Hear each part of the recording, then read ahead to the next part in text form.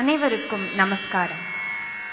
இந்த உலகத்திலே எதையுமே அளக்க முடியாமல் எல்லோரும் தவித்துக் கொண்டிருக்கும் பொழுது இந்த உலகத்தையே அளந்த எம்பெருமான் நாராயணன், அவன் மீது நாம் வைக்கும் பக்தி, அதுதான் ஒரு நல்ல பக்தி மார்க்க வாழ்க்கைக்கு ஆதாரம். நாராயணனை கண்ணனாக, கோபாலனாக, கிருஷ்ணனாக, பெருமானாக பல கோணங்களில் பலர் ஆராய்ந்திருந்தாலும் இன்று கண்ணனை நாம் பார்க்க போகும் கோணம் வேறு. அப்படி அவனை முழுக்க முழுக்க ஆராதிக்கும் இந்த நிகழ்ச்சியில் கண்ணனையே வெங்கடேச பெருமாளாக தினம் தினம் துயில் எழுப்பிக் கொண்டிருக்கும் ஒரு தெய்வீக குரல் திருமதி MS சுப்புலட்சுமி அவர்கள். அந்த கானக்குயில் கோகிலவாணியின் தேன் ஒழுகும் குரலை யாராலும் மீண்டும் கொண்டு வர முடியாதுதான். ஆனால் கண்ணனை பாடும் அந்த தெய்வீக குரலின் உணர்வுகளை பிரதிபலிக்கும் முயற்சியை செய்யாத பாடகர்களே கிடையாதல்லவா? இதோ இன்னொரு முயற்சி. இந்த முயற்சியில் வெற்றியடைய அந்த நாராயணனையே வேண்டி இதோ முதல் சமர்ப்பணம். ஸ்ரீமன் நாராயண ஸ்ரீமன் நாராயண ஸ்ரீமன் நாராயண ஸ்ரீமன் நாராயண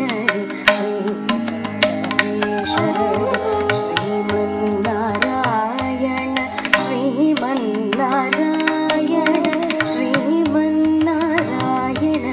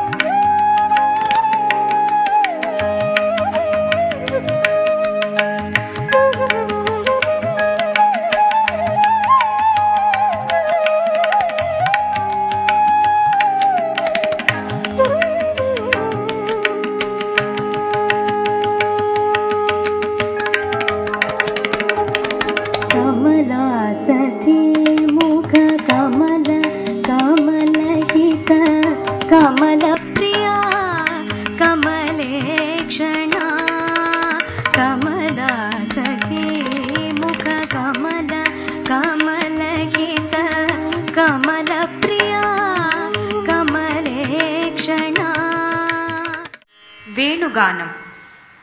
எல்லோருக்கும் வேண்டும் அந்த கானம். இந்த குழலை யார் இசைத்தாலும் இசை மட்டும்தான் வரும். கண்ணா, நீ இசைத்தால் மயக்கமும் சேர்ந்து வருகிறதே, ஏன்?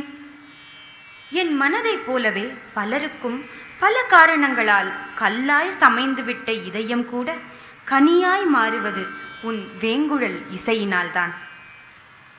கால மாற்றங்களினால் மரம் பட்டு போய் கிடக்கிறது. ஆனால் அதே காலநிலைகளை ஏமாற்றிவிட்டு அது மீண்டும் துளிர்க்கிறது என்றால் அது உன் இசையினால்தானே. கேட்டு ரசிக்கும் தன்மை இல்லாத, ஆறறிவில்லாத விலங்குகள் கூட மயங்கும் வகையில் நீ இசைக்கும் பொழுது காலமெல்லாம் அதை கேட்டு கிடப்பதை விட எனக்கு வேறென்ன வேலை என மீரா உருகுகிறாள்.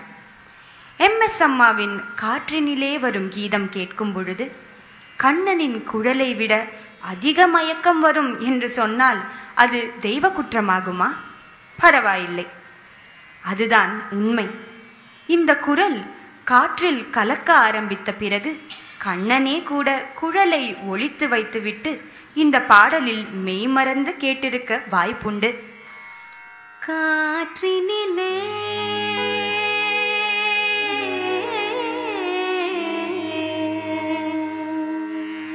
வரும் கீதம்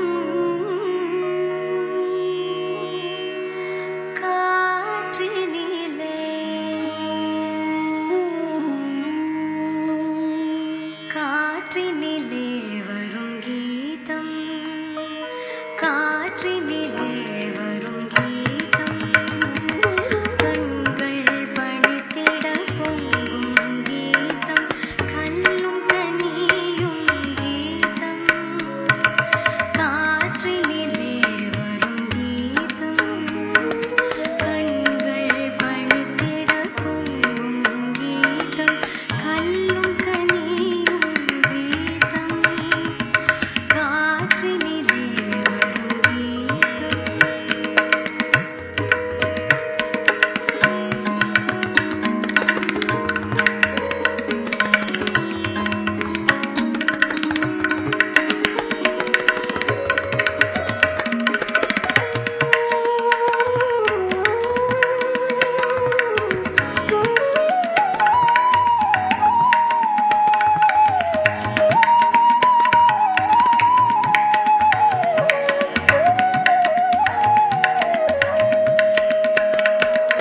பட்டமரங்கள் துளிர்க்கும் கீதம் பொன்னொளி கொஞ்சிடும் கீதம் பட்டமரங்கள் துளிர்க்கும் கீதம் பொன்னொளி கொஞ்சிடும் கீதம் ஆட்டு விலங்கும் கேட்டே மயங்கும் மதுர மோகன கீதம். நான் மட்டுமே கண்ணனிடம் காதல் கொண்டவளாக இருக்க வேண்டும் என்ற பொசசிவ்னஸ் உள்ளவள்தான் ராதையும். பெண்தானே பாவம். ஆனால் கண்ணனிடம் மோகம் கொள்பவர்களின் எண்ணிக்கை 10 விரல்களில் அடங்கிடாதே.